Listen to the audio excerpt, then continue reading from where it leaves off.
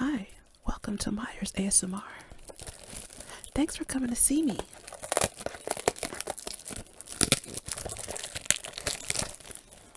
This is just some peppermint tea that I got a few days ago. So, I'm unboxing it for the first time right here.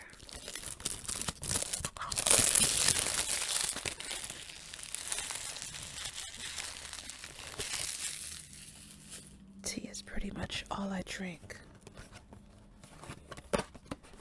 This is a new brand for me. No, it's not sponsored. Let me tell you, when I get sponsored, I will happily let you know. But this is lifestyle awareness. Clarifying peppermint. I just love healthy things. Don't you? Oh, I'm going to get into the story. I just wanted to have something to drink and get this tea bag in this cup of water since I just boiled it.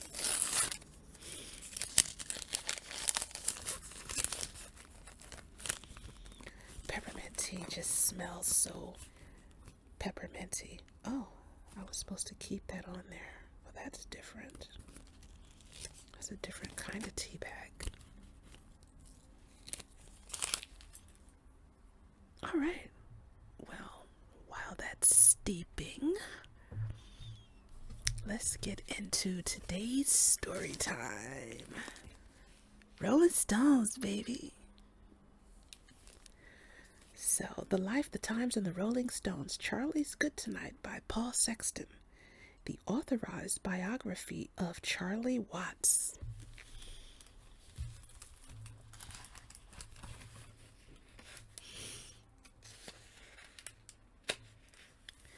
Let's see, this part. This part says Charlie Watts was one of the most decorated musicians in the world, having joined the Rolling Stones a few months after their formation in early 1963.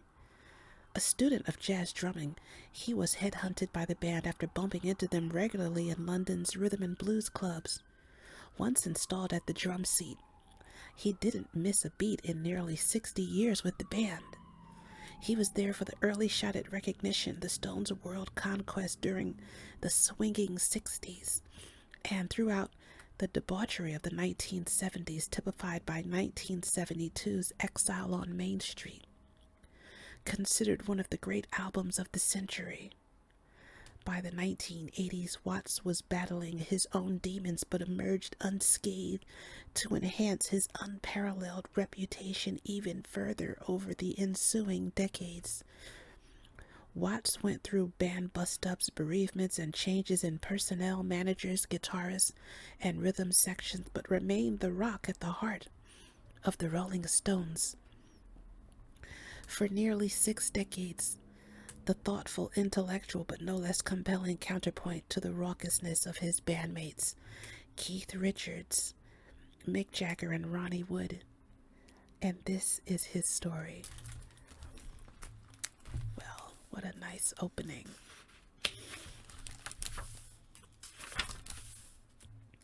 This was written in 2022.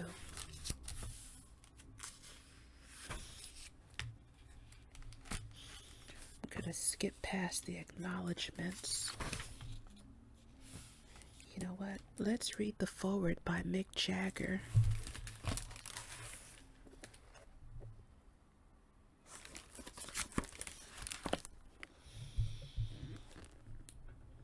Well, isn't that a nice, fine picture? Charlie was an incredibly open-minded musician, and there was a real subtlety about his playing. He was so Catholic in his taste through jazz, boogie-woogie, blues, classical, African music, dance, reggae, and dumb pop songs that just happened to be good. People always say he was a great jazz fan, but he wasn't just that. It's oversimplifying his musical taste and what he liked to play. It's a bit of a myth that Charlie didn't go out. Of course he did. We used to go watch sport, and to lots of fashionable places to eat and to hear music. In the studio, we would often play just on our own every kind of music after everyone had gone home or before people turned up.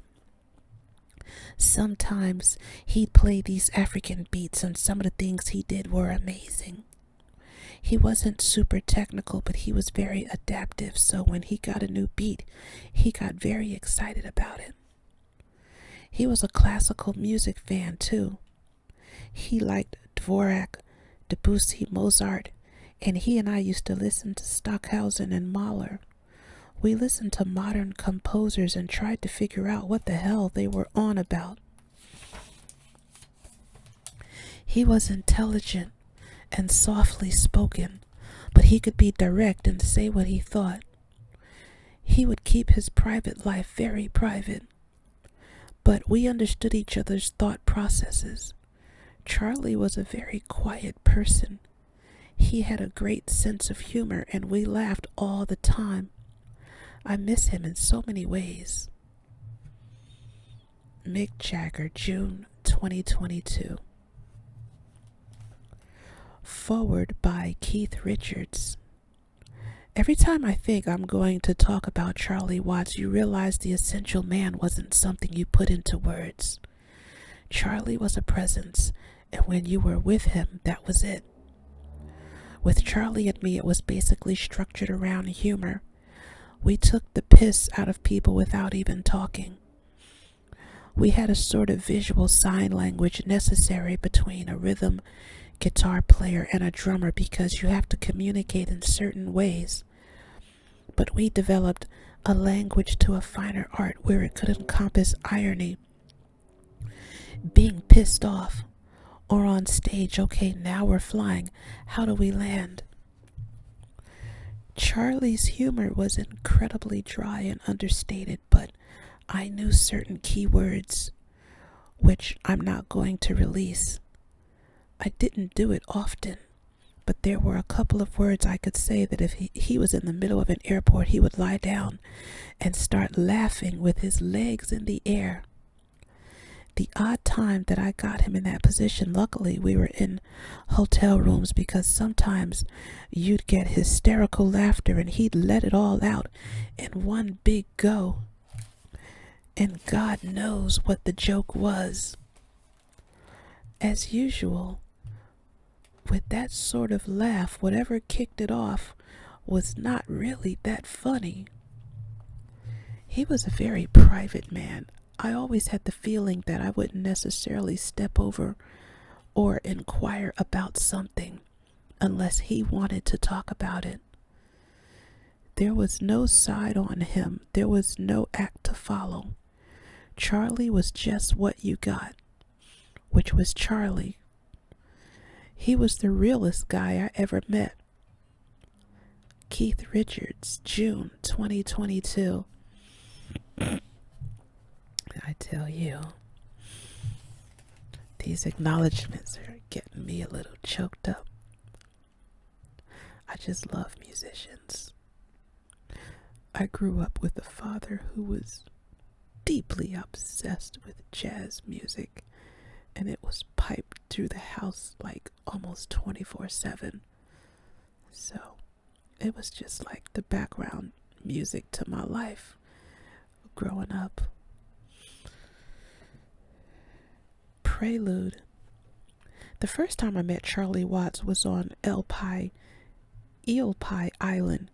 It was a Wednesday, first day of May. I had seen the Stones live for the first time the previous Sunday at the Station Hotel in Richmond.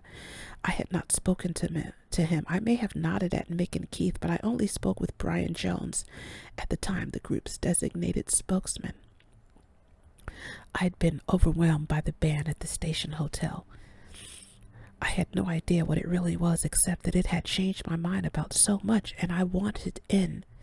By the following Wednesday, I was hustling on behalf of myself and my landlord, the agent Eric Easton, who rented me a room and phone on Regent Street. The gig had ended, and I was nervously hanging around, wanting to pass the audition and get on with it. I was standing next to Charlie and his kit. I had no idea what to talk about, so I offered to help him schlep his kit. He smiled and declined my offer. He already knew better and that my skills lay elsewhere. He had mesmerized me at the station hotel, as had they all. In my first autobiography, Stoned, I wrote, "The drummer appeared to have been beamed in, and it seemed you didn't so much hear him as feel him. I enjoyed the presence he brought to the group as well as his playing. Unlike the jacketless other five, he had the two top buttons of his jacket done up meticulously over a just as neat button-down shirt and tie, unaffected by the weather in the room.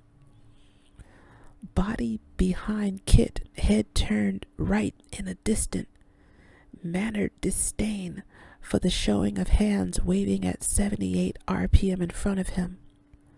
He was with the Stones, but not of them.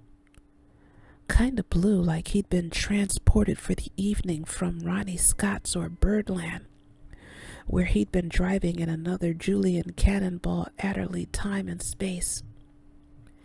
He was the one and only all-time man of his world, gentleman of time, space, and the heart. His rare musical talent is an expression of his bigger talent for life. I'd just met Charlie Watts. Our last sessions together were We Love You and Dandelion, as happened on so many a Stones tune going in. There was no prearranged ending. Better to see if the meat and potatoes were in place before applying the veg. The ending was a melange of Nicky Hopkins and Brian Jones on keyboards and woodwind, Keith and Mick on hallowed vocals, and Charlie leading the fray with improvised fills. At the time, I thought the fills were just for me. They were not. They were just Charlie appropriate. In the 80s, Charlie dropped by for something in New York during one of his solo jazz jaunts. I made the mistake of playing him something I had been working on. He was just not interested. "Andrew," he said, perhaps by way of an explanation, "I just don't care about what the Stones are about. I'm only interested in what I play." Fortunately, the rough patch faded. The get over it, get on with it yell prevailed, and the band played on. I saw him last in Seattle in 2005. Exactly the same fellow I'd said hello to on Eel Pie Island. In the movie world, they talk about the golden era. Ours was Charlie Watts. All the great bands have one thing in common: a different drummer. Andrew Loog Oldham, June 2022.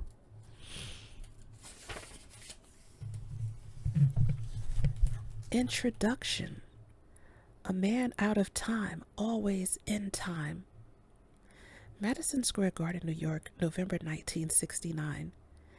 As the greatest rock and roll band in the world, newly anointed thus by tour MC Sam Cutler, ease out of Chuck Berry's Little Queenie and enter their most #1 honky-tonk women, Mick Jagger offers a conversational observation. "Charlie's good tonight, ain't he?" Of course he was. And he always would be. The very mention of Charlie Watts' name in the context of this biography, or however it may arrive in the conversation, is enough to have fellow musicians and fans alike practically standing to attention, which is exactly the sort of eulogy he would have run a mile from, as he did throughout a truly singular and unlikely life. Charlie was the proof that not all rock stars are created equal, and that cliches are there to be avoided, such as the one that in his mind he was a rock star at all. He was the global celebrity who hated attention, and once said that he preferred the company of dogs to humans. the car enthusiast who didn't drive, the horseman who didn't ride, the man of wealth and taste who grew up in a prefab, the drummer who toured the world for 5.5 decades and spent all of them yearning to be back home, the jobbing musician who thought the Stones would be finished in a year and ended up as their pilot light with a whole life tariff. If you made him up, you would find few believers. What great writing. I have to take a taste of this peppermint.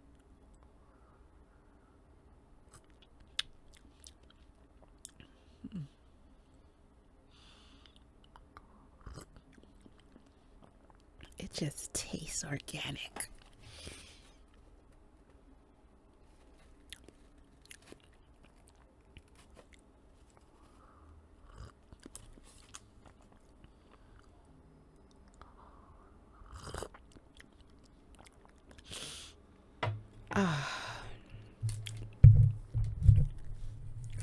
To be writing about him in the past tense is innately sad.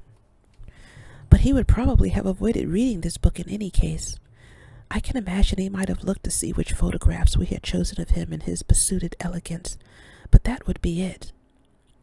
It is, I hope, a gentle tale of a life well lived and certainly well loved.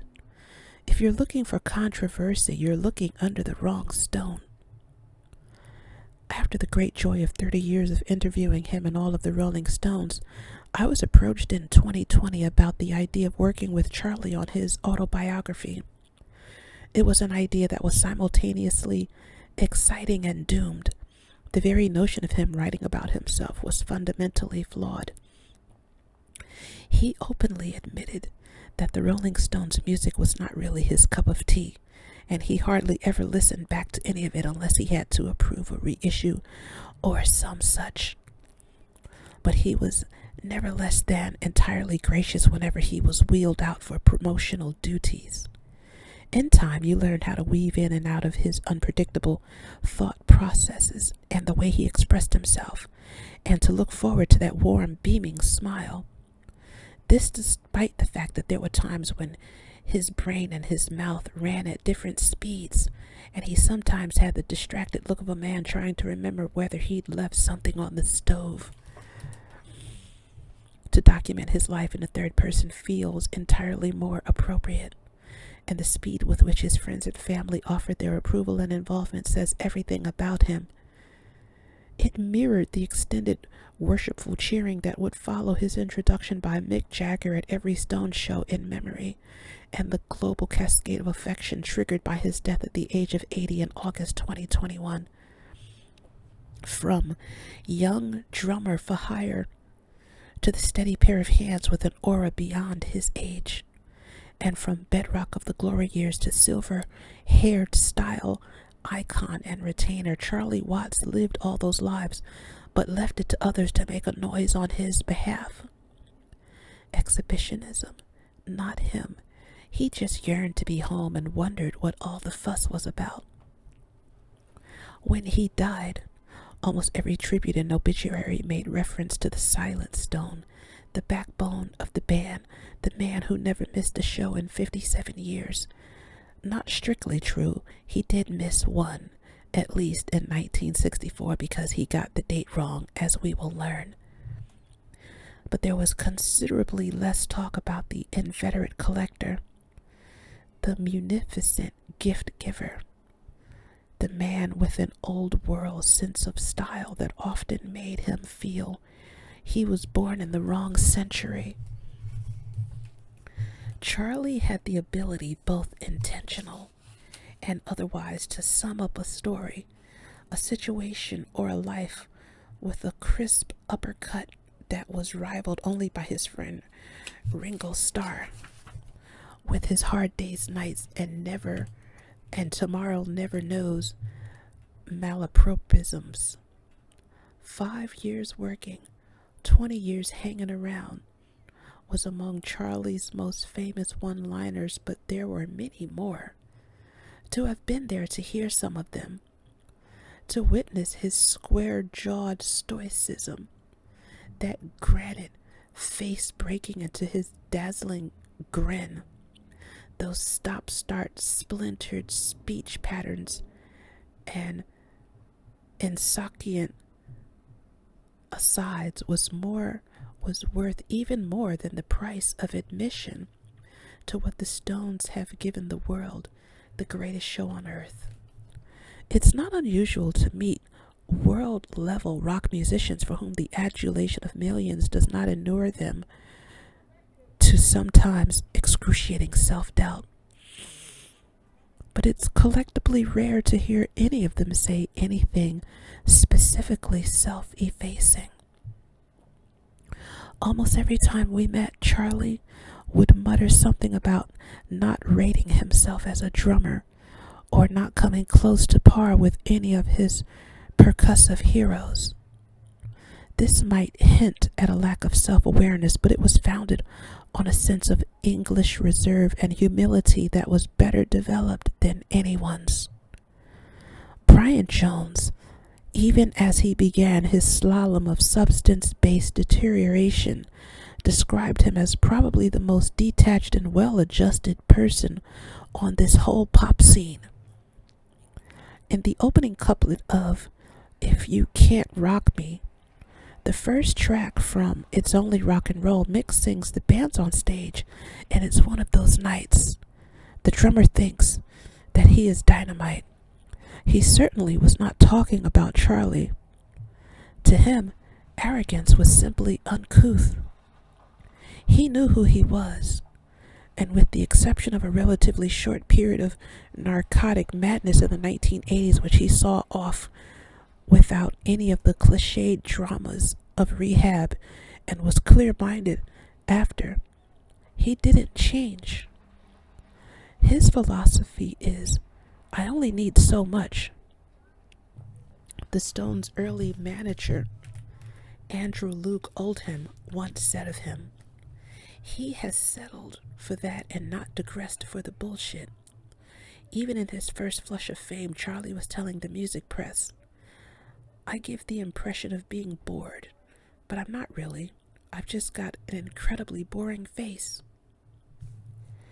It may seem implausible to cite the words of an American basketball coach, but Oldham's latter-day email signature recognizing the wisdom of the late John Wooden seems apposite.